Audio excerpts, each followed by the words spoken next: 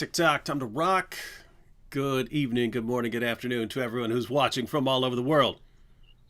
I'm your friendly neighborhood philosopher, David Wood, and with me now is the man who has dedicated his life to talking about an internal spiritual struggle that convinces people to go to the gym. Shame. It is, because so many people, obviously the epidemic of obesity, David, makes it very clear that not enough people are going on jihad. And so it's a good thing that we're doing this, because there's not enough jihad in the world, and we need to get these gyms packed. Everyone needs a little more jihad in their lives. Because That's jihad just means struggle, ladies and gentlemen, and we need to struggle against poor eating habits and things like that. And kafirs and Yeah, whatever. them too. Them too. In fact, they're related, because if you get all shredded up, you can do a better job of hacking up kafirs and so on. You know what I mean? Yeah, actually, Mohammed Hijab showed up in a news story this week that I've got ready, and I thought about that his jihad is hitting the gym so he can hit the kafirs all the harder. Wait, so are we saying that Mohammed Hijab is actually making it to the latest jihad news that we're bringing? Yeah, Mohammed Hijab. Now, the problem is I got so much jihad because we unfortunately missed last week. It's going to take me a minute to find this. By the way, I don't know how you find anything, because I've seen your computer and there'll be like 100 tabs open at the top, which when the tabs are shrunk to that small, you can't see what anything is. You just have to click through everything. Yeah. Well, this is our problem, David, and I know it's my problem. It's your my struggle. problem. It's your jihad. That's your jihad. So I haven't figured out. I got to take some time before we come back next time. Got to take some time and figure out how to organize these things so that it's just easy to find.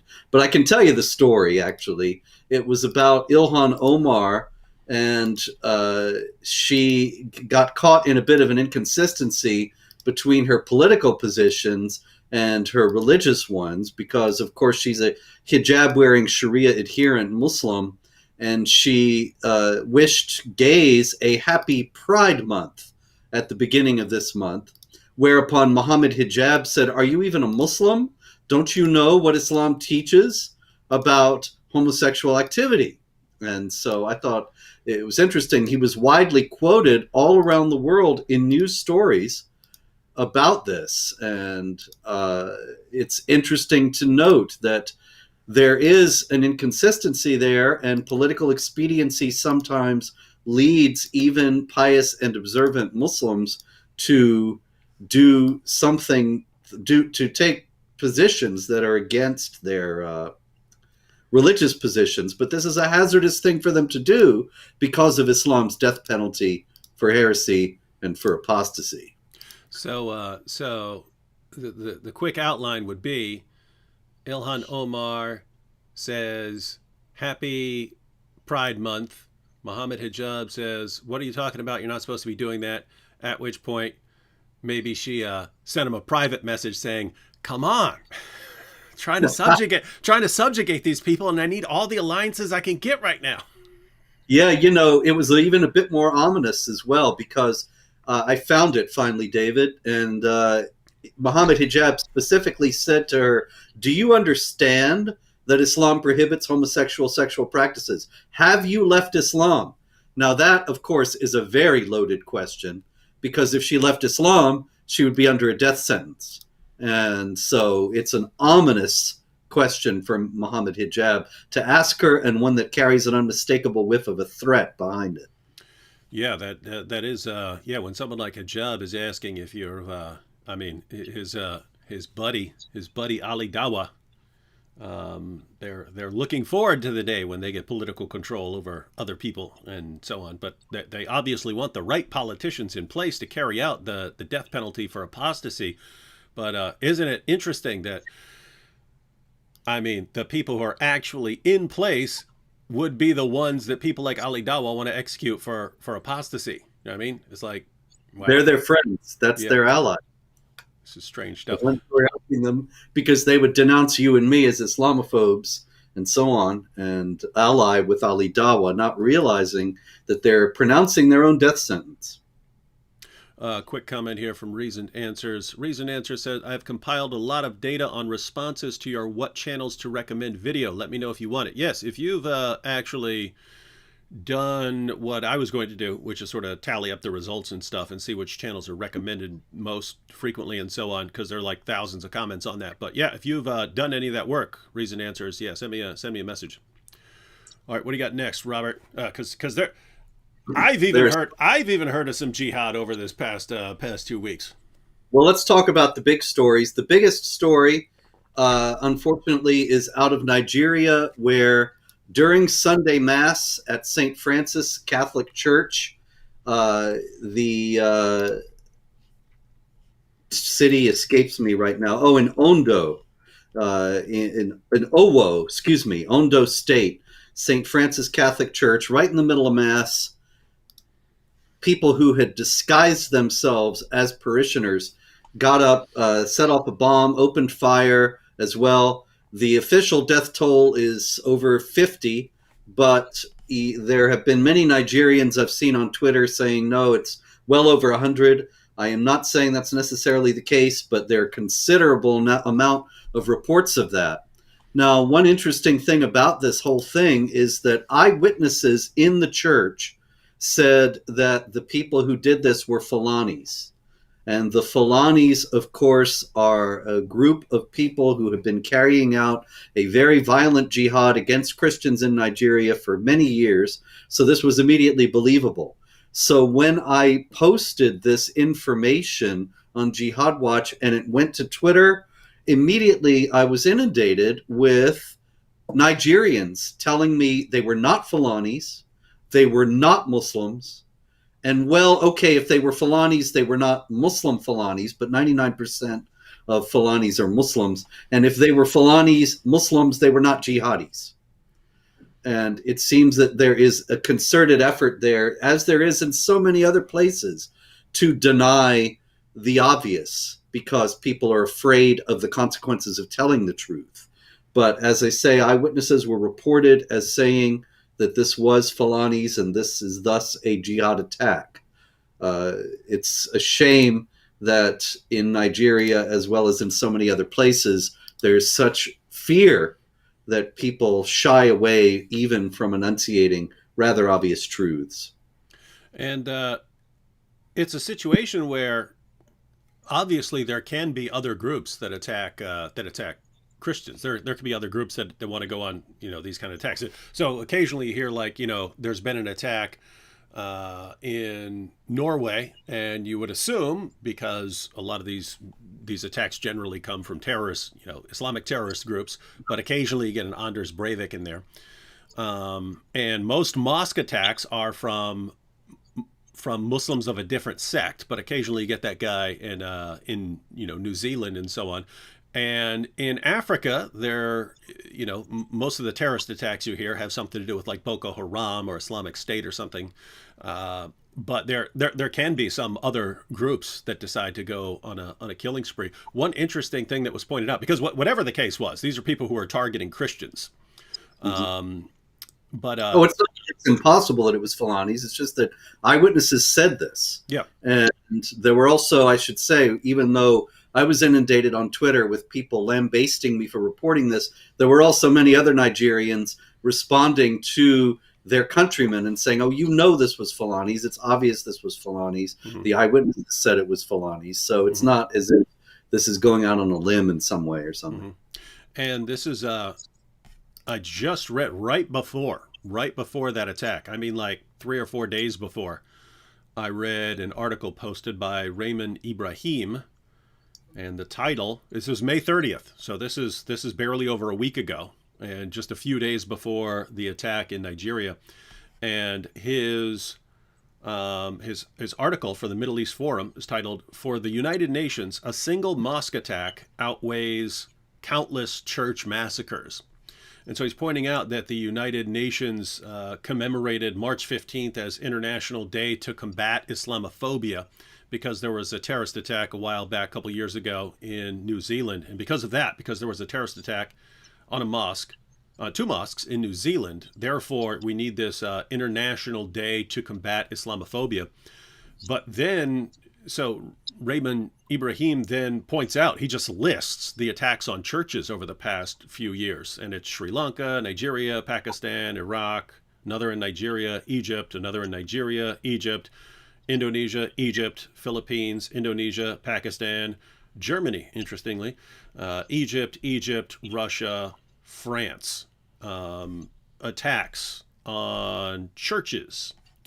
And so it's just interesting that you can have these attacks on churches a couple times a year and no one cares, but as soon as someone attacks a mosque and it's not another Muslim group, hey, we need the United Nations to jump into action. Interesting stuff. Interesting. Must always be advanced, and the narrative is always that Muslims are victims, no matter what happens. And there's actually the other big story this week is related in that way, and that is the story out of India of Nupur Sharma, the former spokeswoman now, for the ruling party, the BJP, and she was in a debate on television, and she said that there were I'm sorry, here I have it here, just a second. You have what she actually said, because I read like 5 articles, because people started sending me messages. David, could you make a video about this?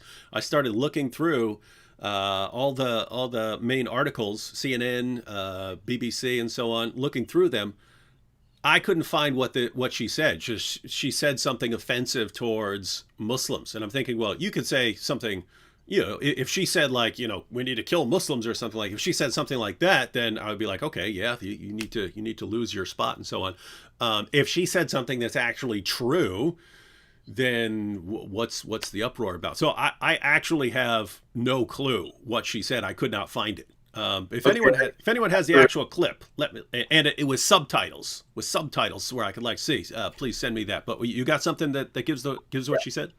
I do not have the exact words, but Op India reported on May 28th. This is the quote that that report has. She pointed out that Prophet Muhammad had married a 6-year-old Aisha, and he had consummated his marriage when she was 9 years old. Wait.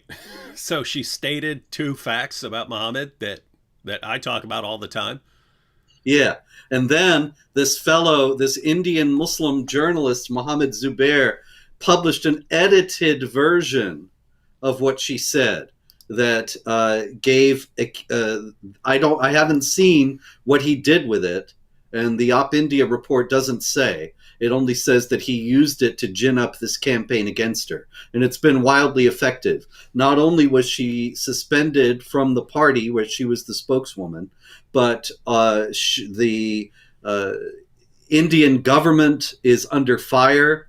The several Muslim countries have formally complained, summoned the ambassador, and so on. And everybody is all upset about this terrible insult to Muhammad that she made, when the defense that is being mounted in her favor is that what she said is readily establishable in Islamic texts. It's just that she said it. And it's rather like drawing cartoons of Muhammad. In Shiite Islam, there's a long tradition of making images of Muhammad. And there are plenty of examples. But when we drew Muhammad in Texas, ISIS came to kill us. It's when an infidel does it, it's a different matter. And so it seems that that's what's at play here, that she crossed a line in the sense of saying something that was entirely true, but in a manner that showed that she did not approve of it. And so that's reminiscent of Islamic law's provision for the dhimmis, that they must not mention something impermissible about Allah or the Quran or Muhammad. Not false, but impermissible. And that's the exact words in Reliance of the Traveler, the Shafi'i legal manual. And it's interesting to note that it doesn't say you can't tell lies about Islam. It says you can't mention something impermissible. And that seems to be what she did here. Yeah, and that is you have a couple different categories. So you could say something that's actually inciting violence, and then that that should rightly get you into trouble. Then you could say something that's not inciting anything of the sort, and it's false. So if you started saying Muhammad's an alien or something like that, and he was, he was here to conquer the world in the name of some alien species or something like that. Well, there you'd be spouting nonsense. It would be weird to get into trouble for saying something, especially if you're mocking it or something like that. But then you have what's insane about Islam is, as you just pointed out, you could be saying something that's totally factual and you get in trouble for that, right? You could just read from their sources and not even say a word that's critical. But if they just know you're not on the side of it and agreeing with it, That's it. they're coming after you. And it's the sad part here is, I mean, think of the example that just set. If that's all she said, if all she said during a debate was something that is a factual statement about Muhammad, and then the uproar gets her fired from her position. One, that encourages all the complainers. Hey, if you want to get your way in the world, just keep flipping out over anyone who says anything about your prophet. But two, I mean that sets an example for people who would think of stating facts about Muhammad. Hey, don't do that. If you're part of any position within the government, don't ever state facts about Islam or Muhammad that will embarrass Muslims, or you'll be fired. So it's a dangerous game. And that's exactly it. And it's a game they've been playing for years. This is the highest profile example of it. But I encountered this back in 2006. I guess it was. I wrote The Truth About Muhammad, which is a biography of Muhammad based on Ibn Ishaq, Ibn Hisham, and the biographical, the Sirah material, and the Hadith, and so on. All pretty straightforward stuff. And Dr. Khalil Muhammad, a professor at the University of California, San Diego, was absolutely livid and wrote this unhinged attack, saying he tells lies about Muhammad in this book. He says Muhammad married his daughter-in-law. And I was kind of amazed, and I thought, he's just trying to get away with something here. Mm-hmm. He's counting on people not knowing that Muhammad married his daughter-in-law, and he's trying to fool us. But I think there's more to it now. I realize I had said something impermissible. In other words, non-Muslims are not supposed to notice things that would fall into the criterion of embarrassment. They're not supposed to notice the things that Muslims might be embarrassed about in the canonical stories about Muhammad. And if we do, then it's our fault. And what happens is what's happening to Nupur Sharma now. I have a comment from India here. David from India here. She literally said, Muhammad married a 6-year-old and consummated marriage at 9. What if I make fun of it? In response to a Muslim making fun of Hinduism. So responding to a Muslim making fun of Hinduism by saying, hey, what if I make fun of Muhammad for this? And that's, I mean, I can't verify this because anyone could have just sent me that comment, but that's pretty creepy. That is pretty creepy. I mean, I look at, given the history of Islam in India,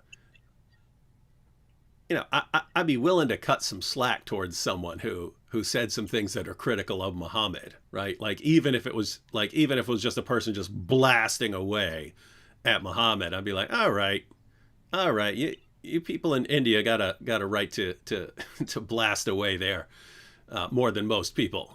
But I mean, to just say something completely true directly from the Muslim sources that Muslims themselves are talking about here in the West and saying there's actually no problem with having sex with a 9-year-old girl and actually pushing this on people. People need to be aware of this stuff, but you just can't say it. Sad world, sad world. Indeed. Yeah, I got a whole list actually at Jihad Watch. I publish it occasionally of Muslim clerics and various Islamic authorities all around the world saying there's no minimum age for marriage. You can marry a little baby if you want to, etc. And that all comes from the same thing, from Muhammad's example. Anyway, I got so much more jihad, David. Awful lot of jihad. Of course, we did miss a week. I'm sorry for that, but there's also just very much jihad activity. It's interesting to note that the Indian government, in response to all this controversy over this, is behaving very much like a Sharia state or a dhimmi state. 3 people were arrested on June 7th, just yesterday, for Facebook posts supporting Nupur Sharma, and were accused of hurting Muslim sentiments. Now, hurting Muslim sentiments is actually a phrase that I see a lot. It's a criminal offense in Indonesia, I believe, and elsewhere. It's a phrase that is very, very commonly used, and something that is used in the sense of this is a deplorable and unacceptable thing to do. And there's the assumption all over the world that it is the obligation of the non-Muslims to respect Muslim sensibilities, even to the extent of adopting their perspective on what can and cannot be said. And these people were arrested for not sufficiently paying attention to that. Speaking of not paying sufficient attention to Muslim sensibilities, I got another out of Michigan. Interesting story of a woman named Halana Bow, who is apparently a convert to Islam, very devout, wears the hijab, but she was stopped in Ferndale, Michigan, for a traffic violation. And I don't know what happened next, because the news reports say that she was stopped for a traffic violation and subsequently arrested. So, I've been stopped for traffic violations and not been hauled in to the station. This has happened to me more than once. And so I had to wonder, what did she do? Did she insult the officer? Did she argue with him? Was there something in her car? I'm guessing it's just straightforward Islamophobia. He saw the hijab and locked her up. Well, what happened is she goes to the station. They want to take the mugshot. They take off her hijab. So she complains to the Council on American Islamic Relations. They sue, and they win an undisclosed amount. And I got to tell you, I think this is just a total shakedown, because we just had the story. We were talking about it a few weeks ago, David, out of Australia, of that psychopathic woman, Momina Shoma, who stabbed her landlord in the neck in Australia. And then she was in prison, and she had a garden shears hidden in her hijab and attacked another inmate in the prison with the garden shears. This is a vivid illustration of the fact that things can be hidden in the hijab, and that can be lethal. And so to act as if this is just straight up Islamophobia and no security issue is ridiculous. But they got a court to go for it, and they cashed in, and that's what it's all about. Must be nice. Indeed. There is also a story out of where was it? I don't have it in front of me. Oh, here it is. This was also a similar story out of where was it? I don't see where it was. It's somewhere in the United States, David. I'm sorry. The Muslim woman wearing a hijab walks into McDonald's. Oh, it was no, sorry. I don't have that. In any case, she walks into McDonald's with her 2 twin sons, 7 years old. Mm-hmm. And they order a fish sandwich. And they get the sandwich, and there's bacon on it. And so they are suing now. And CARE is on the case. And the woman, Gadir Al-Ahmar, says, McDonald's made my children and me feel unwanted and worthless by intentionally stuffing a fish sandwich full of bacon for no other reason than to punish us for our faith. And the CARE lawyer says McDonald's employees willfully added bacon to the complainant's food in an effort to offend, humiliate, and cause distress to the complainant and her young children. Oh, I got it. This was out of the Boston area, actually. Chicopee, Massachusetts. Hey, Now, I used to live in Chicopee. okay, so maybe you went to McDonald's there sometime. Huh? I've Did I? been to McDonald's in my life, and I can tell you that I didn't see the people making the stuff. They're back behind the place where they've got all the burgers there waiting. And so, in the first place, it's unbelievable because they expect somebody to have been peeking out and see this Muslim family and hate Muslims and be malicious and decide to load the sandwich up. When, or, I've even had people since I wrote about this actually say, I used to work at McDonald's. We never saw who was ordering what. It just came in on this board and you filled the orders. That was it. And so the idea that this was some sort of a targeted hate crime is ridiculous. But they know that McDonald's has a lot of money and doesn't want bad publicity. And so probably they will pay this woman some money to make this all go away. And that's the whole idea. Yeah, we know there are scams and stuff. On the one hand, I mean, bacon does not go on a fish sandwich. There is no bacon Yes. option usually for the fish sandwich, so that looks suspicious. On the other hand, yeah, those guys are in back cooking up things, and they just get a little readout that says make a fish sandwich. So that's where the I guess debate's going. I guess they're going to have to say someone saw them and then went back to make their fish sandwich or something like that. But then there's the issue of some people fake this kind of stuff. In other words, they bring in a pocket full of bacon, stick it on something to make to make a sandwich, and then they got me. People do stage hate crimes, believe it or not. So anyway, not accusing this woman of staging a hate crime or whatever that is, but my goodness, we've certainly had a long stretch of fake hate crimes. So hope she got some good some good video footage from inside the McDonald's showing her get the sandwich, open it up, be shocked, not bringing anything with her. Indeed. Okay, I got so much more. Let's go to the UK, where we have a film, Lady of Heaven, which is about Fatima, the daughter of Muhammad. And the film was made by people who are respectful of Islam, to the extent that Fatima is never shown.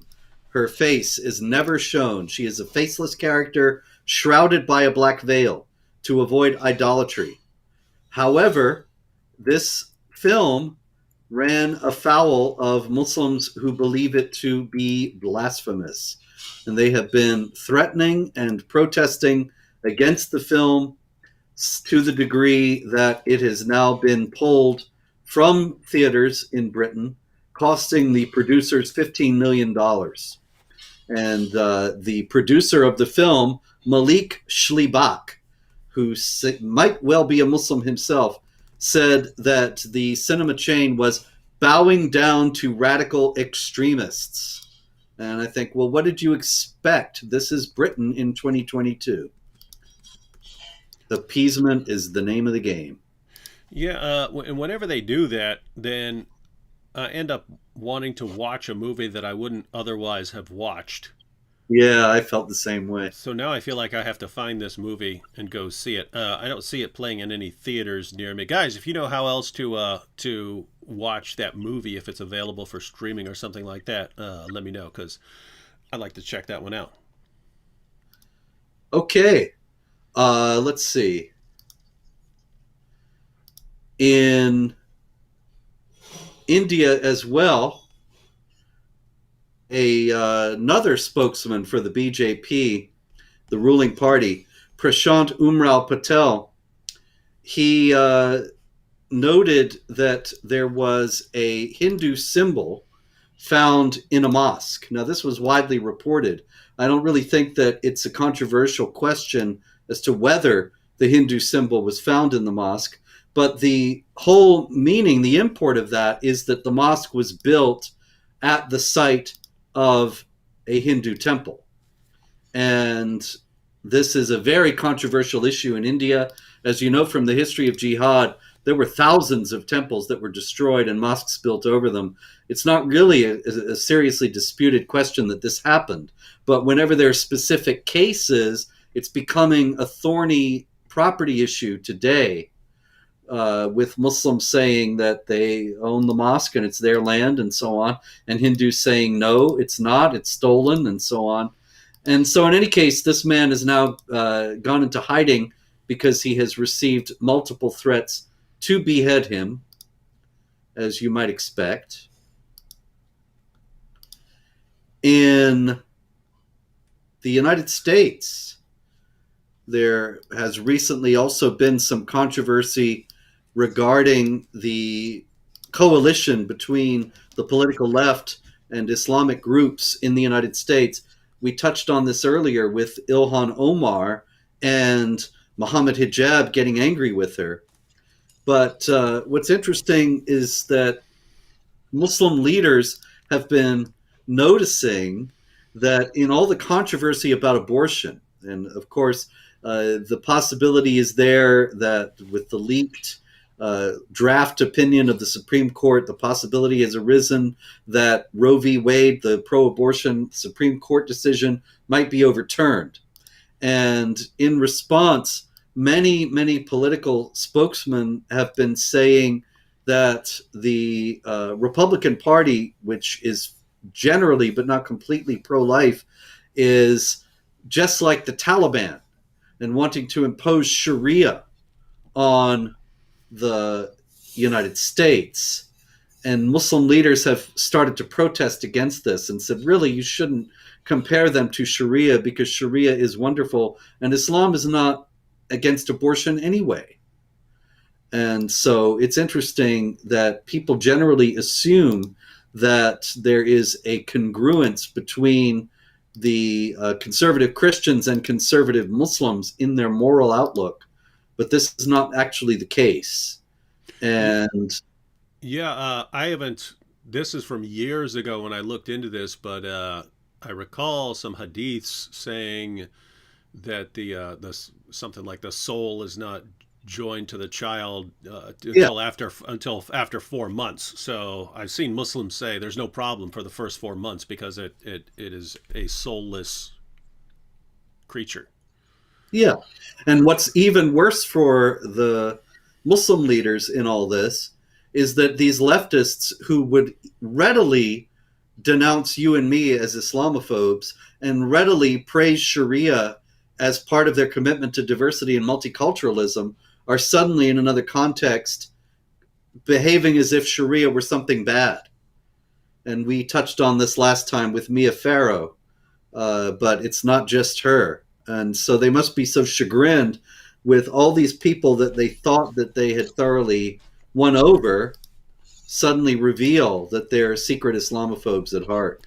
Can I just say I am really looking forward to seeing how this unfolds because you've got alliances of groups that have absolutely no business aligning with each other. And if you actually listed their views, it's like this is some oil and water stuff right here.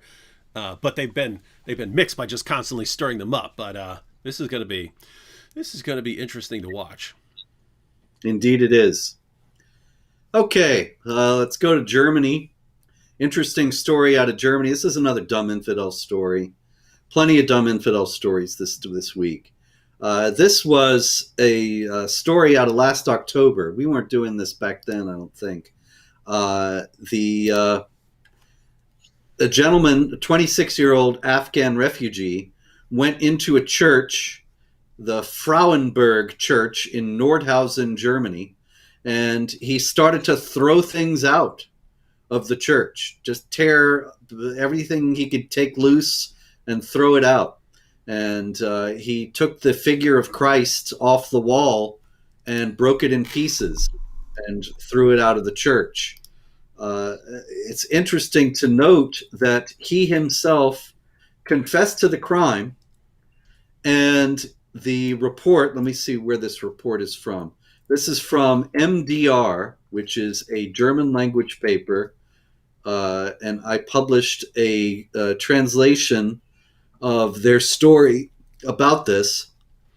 The MDR story says that he did not, he acted out of his faith and had a problem with the figure of Christ in the Frauenberg church. And his lawyer, Marco Siebold, says that the perpetrator does not see the injustice of what he did. And then the MDR report says, however, his motivation is unclear. Now, David, I'm afraid his motivation is quite clear. He himself said it, that he did it because of his faith. So there's really nothing unclear about his motivation. He told us what it was. But because what he told us is something that so many non-Muslims don't want to hear, authorities are trying to find some other way to explain why he did this. Yeah, I saw. Wait, hang on. Some people said my mic is too low. Let me see. Check, check, check, check, check. That's about all I can do there. What the heck is going on? I might have messed with my settings earlier. I would have to. Yeah, I would have to mess around with the internal settings because this is as loud as it's making me get here. All right, so I'll check my mic settings afterwards. But yeah, I saw an episode of Law and Order where this guy waged this jihad attack on some people, and I forget what the story was, and he was calling it jihad, and he was saying he had to slaughter the unbelievers in the name of Allah. But they kept on probing and probing and probing, and it turned out that something like he was just anti women because of some bad experiences that he'd had before he converted to Islam, and he only converted to Islam because he was anti women and wanted to be able to claim it was because of some religion even though it wasn't. And so that's why, Robert, that's why they can't be sure of the motive, even if you're saying, hey, I slaughtered them in the name of Allah because of this and this and that, or whatever you're giving as your motives, there's got to be something else. And that's why there's always the great mystery of what's causing it. Well, we know jihad is an interior spiritual struggle, so we know it couldn't be that. And we know when he says, I did it for my faith, we know his faith is benign and a great boon and benefit to all Western countries. Consequently, it has to be something else. In a similar vein, we had the story of Abdul Malik A. The last names are not released in Germany. And he came up to a woman, stabbed her in the throat while she was gardening in her yard. And he was angry because he said women should not work, and she was working. In any case, even though he has been quite clear about that, he has been sent to a psychiatric hospital. Of course, there's no other possible motive that he could have had for stabbing someone in the neck other than that he's psychologically disturbed. There isn't any other possible reason why he would have done that. None whatsoever. None. None. Meanwhile, another infidel in France betrayed, like the ones the Muslim leaders in the US were complaining about, betrayed that he knows that Islam is not all polka dots and moonbeams the way that we're told. And this came about in the trial of a gentleman named Hussein Ahmed. And Hussein Ahmed is accused of rape and murder. He is a Syrian native, and he's on trial now. And his lawyer has said the pitfall of this trial is the cultural difference between Syria and France. And apparently the lawyer is offering the cultural difference between Syria and France to explain why this man would have killed his wife and child. The idea that, of course, there is some culture that would allow for this in some way, that would allow, say, for the beating of women from whom you fear disobedience, or the killing of people to restore the honor of your family, and so on. These kinds of things are generally never acknowledged in the West. and those who do acknowledge them are criticized for doing so. But then when it comes to things like this trial, suddenly they do know about them. That is, governing authorities and police and so on. And I find that very strange, really, that these things don't seem to exist except in time when they suddenly become useful. It'll be interesting if it's a successful defense of some sort. Indeed, that could be catastrophic, really, for France, for all of Europe, because there are plenty of other crimes that can be consigned to cultural differences, given the fact that Islam teaches warfare against unbelievers, teaches that you can take infidel women as sex slaves, and so on. There are many, many crimes that this defense could be used in. In Pakistan, we have several similar crimes. Actually, in one case, a Muslim gentleman murdered his wife. His name is Zulfikar Jiskani. And he killed his wife, Babli Jiskani, for resisting his attempt to marry off their underage daughter at a hefty price. Now, she was, of course, disobedient in doing that, and consequently ran afoul not only of the wife beating passage that we referred to before, but also one that you have referred to in previous shows about how, is it 3336, that you are not to question what Allah and His Messenger have settled. And so, yeah, that and 465. So there you go. So these things mean that she is an infidel and consequently can lawfully be killed. Interesting to note that even in the context of all of this going on, or against the backdrop, I should say, of all of this going on, we have people like Saufsan Chebli, who is from a Muslim background but doesn't appear to be all that observant. She is a German politician for the Social Democrats, which is a pretty far left party, does not wear the hijab, and so on. But she recently noted that anti-Semitism threatens us all, she said, and it also threatens Muslims in particular.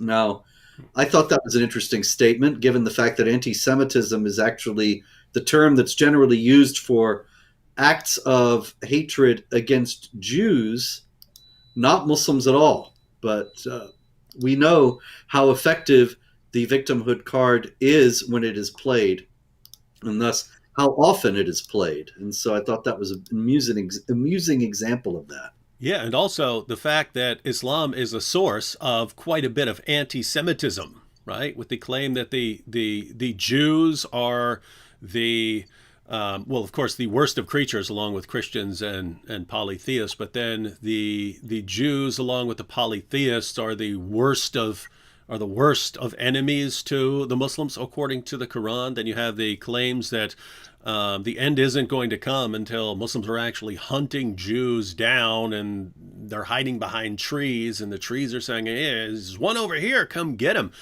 And so it's just amazing that you have an ideology that actively promotes anti-Semitism to the point where you have to ultimately be waging war against the people of this group.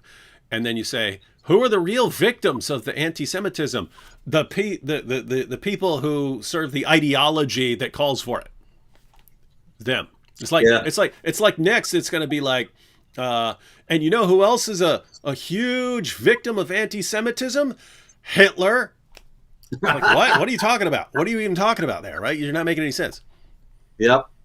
You know, David, also anti-Semitism is so prevalent in Muslim communities because of the deep anti-Semitism in the Quran, but it's also in the culture. You know, Bosch Fawston, the cartoonist, grew up in a very secular Muslim household. They considered themselves Muslims, but were not devout by any stretch of the imagination.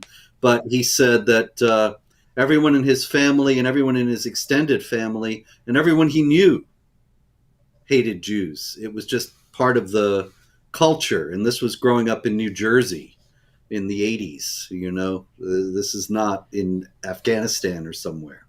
And this is just because of the, you know, actually, I remember when we were doing Islamicize Me, and I was watching you film some of the other segments, and it was just cracking me up. I'm glad that I was able not to laugh too loud to get on the mess up the soundtrack. But in any case, you were at one point. You remember you were saying something had happened, and you were looking very serious and very concerned. And said, "I know that the Jews have somehow gotten involved, gotten into something or other, and done this." And I thought, I wonder if people really realize how true to life and realistic that is. That there's so much of this kind of reflexive knee-jerk anti-Semitism in all too many Muslim communities. Yeah, I think I remember the scene I may remember the scene you're talking about, but we had read we got thirsty and we read the passages that say that water is not made impure by anything, and you can even drink water that has dead animals floating in it and stuff like that, and you could perform your ablutions with water that has dead dogs and human waste and used menstrual cloths dumped into it, because Muhammad said water is not made impure by anything. So we drink this water with a bunch of dead animals floating in it. Well, I don't drink it, they did. They drink the water, and so they both get sick, and later on we're trying to figure out why they're sick and they're throwing up, and I go, I know, some Jews must have poisoned our dead donkey water. Oh man, the classics. That is it is interesting because we keep hearing, like, about all the racism in the West and so on, and like actual racists, like people who are like anti-black, and so I know they exist. I was locked up with some of them, right? You have these white supremacists and so on that I was locked up. They do exist, but you don't run into a lot of people like that. It's pretty rare. Like even on the internet, it's pretty rare for me to be seeing a lot of that kind of racism. But I see remarks about Jews all the time. Like every day I'll see in the comment section people still complaining about Jews and so on. So it seems like if you want to go looking for some bigotry there, I see a lot of that. Oh yeah. I don't have a good segue for that, but I do have an important story out of the Philippines. First time you didn't have a segue. First time, yep. I'm slipping, David. Anyway, this is a story about the MILF, and that's the Moro Islamic Liberation Front. I think that's... You knew what you were doing there. you knew it. I tried. Anyway, the Moro Islamic Liberation Front is a jihad group in the Philippines. It has not been active for several years because they signed an accord with the Philippine government, which gave them essentially an autonomous region where Sharia would be implemented in the south, on the island of Mindanao. And 11,000 former MILFs have...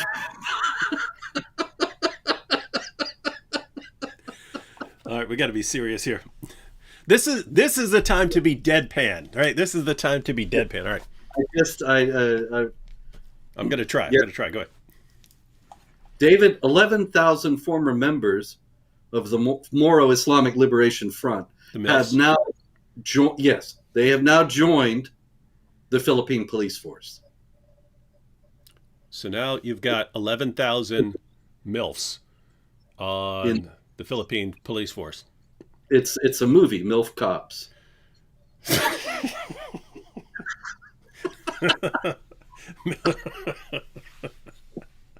What's funny is you could actually make a movie called MILF Cops, and that would do well here. It's similar, like I like when I'm up at night and working on my computer or something like that. I like noise in the background, even if I'm not paying any attention to it. So I'll like put I'll put like Law and Order or something like that on, or something I don't have to pay attention to. But then all of a sudden it'll be some sex island show. I'm like, what the heck is this, right? Got to change that stuff. But MILF Cops. I mean, if any Hollywood producers are watching right now, MILF Cops you make a lot of money doing that show. and then they find out it's about policemen in the Philippines. Yeah, I But could go make that myself. I could go down there, film those guys, and then release my show, MILF Cops. And you'd get a lot of hits. In any case, the problem, of course, here is that this is predicated on the assumption that jihadis can be de-radicalized, as the term is, and that has actually never been proven. And there are de-radicalization programs all over the West, and they do not have a record of success. As a matter of fact, they were even closed down in France a few years back, and the French authorities admitted that it just was not working. And this is because they're predicated on the idea that Islam is peaceful and benign, and that the true Islam, properly understood, is entirely cuddly and warm. And so all you have to do is get these jihadis and teach them the true Islam, and they will turn from jihad, because jihad is based on a twisting and hijacking of the true peaceful religion. Now, since all of that is a lot of hooey, they end up remaining jihadis and returning to the jihad. So I'm a little bit concerned about the Philippine police force in the future, now that they have 11,000 MILF cops. well, and there something people just never take into account is like probabilities, right? Um, and it's suppose you think that the de-radicalization programs are generally effective. Now we've even seen Muslims who've been de-radicalized by some other means, pointing out that the programs are a joke. That the you know these things that you think are de-radicalizing people aren't working with anyone who knows what they're talking about. But just Antonio said that just recently. yeah. Um, and so just imagine. Let's suppose you thought they were, let's say, 90% effective. You thought, okay, they're not. Well, let's suppose you thought they're 90% effective. Okay, you just got 11,000 new police on your force. If you think 90% are de-radicalized, wait, that's 10%. That's 1,100 cops you just signed on to your force who are actually waiting for an opportunity to wage jihad on people. That's Even if you had stuff. 100 cops who were jihadis, they could wreak havoc. Mm-hmm. It's incredible. Let's see. I had a good one here queued up. Oh, yeah. This was another story out of India. All the unrest in India over Nupur Sharma saying that Muhammad had a 6-year-old wife. There was some mob violence in one area where people were asked their names by the mob. And if they had Islamic names, they were let go. But if they had Hindu names, they were attacked. And this, of course, is something that we have seen. I think people don't know how often this has happened. I have a long list here at Jihad Watch. I won't read it all since we are coming up to the end, but I will note that this has also happened in the United States. And I would wager that most people have no idea of that. But there was a Somali Muslim named Dahir Adan in St. Cloud, Minnesota in 2016. And he went to the St. Cloud Mall, and he would stop people and ask them if they were Muslim or Christian. Quite a lot of Muslims in that area, so it was a reasonable question, not out of the blue, as it would be in some parts of the United States even still. And if they answered that they were Christian, he stabbed them. If they answered that they were Muslim, he let them go. There are many other incidents of this where Muslims ask people, they get a group of people together and ask them to recite the Fatiha or some other prayer from Islam. And if they can, they are spared, but if they cannot, they are killed. We recently actually had a story that we discussed that went that way. I believe it was in Mozambique recently. In any case, it's happened all over, I can say. I see here in Nigeria several times, in Burkina Faso, Mozambique, the Philippines, Mali, Kenya. That was a big one. In Westgate Mall, they asked people various questions about Islam, murdered those who couldn't answer. This has also taken place elsewhere in Kenya, in Bangladesh, even in Belgium. And so this reflects, I think, perhaps most vividly the Quran passage 48:29, chapter 48, verse 29. Muhammad is the apostle of Allah. Those who follow him are ruthless to unbelievers, merciful to one another. And you have a couple of different views on this, which we see playing out in the world. You have views within Islam where it's acceptable to kill your fellow Muslims as collateral damage as long as you're targeting the unbelievers. And the reasoning there was that the early generations of Muslims would use catapults to attack towns, even though the catapult could always hit your fellow Muslims, but they thought that was okay and so on. So that's the reasoning, and so that's why you'll have Al Qaeda and so on not hesitate to destroy a building, even if there are Muslims in there, or they're not the ones you were attacking, and so you're okay. But then you have Muslims who really want to be careful about killing their fellow Muslims, don't even want to kill them as collateral damage, and so on. And so then you get the little pop quiz before you get popped in the head. Interesting stuff. Okay, so we have several other stories of the same dispiriting variety. Democratic Republic of the Congo, jihad raids on a village, 18 people killed, houses burnt down. Nigeria, a interesting story actually. The Jamar Ansarul Muslima fi Biladi Sudan, also known as the Ansaru, that is the helpers, the Ansar. That's a group going way back to the beginning of Islam. The helpers, the Muslims who converted in Medina rather than those who came from Mecca with Muhammad. But in any case, this group issued a statement because they have been blamed for an attack on a train that took place in March. And they said, no, they did not attack the train. And they explained that they do not kill or abduct people unless they are sure that they are infidels. And so that is, here again, is this distinction between Muslims and non-Muslims, which runs through all of Islam and guides the choice of victims for jihad.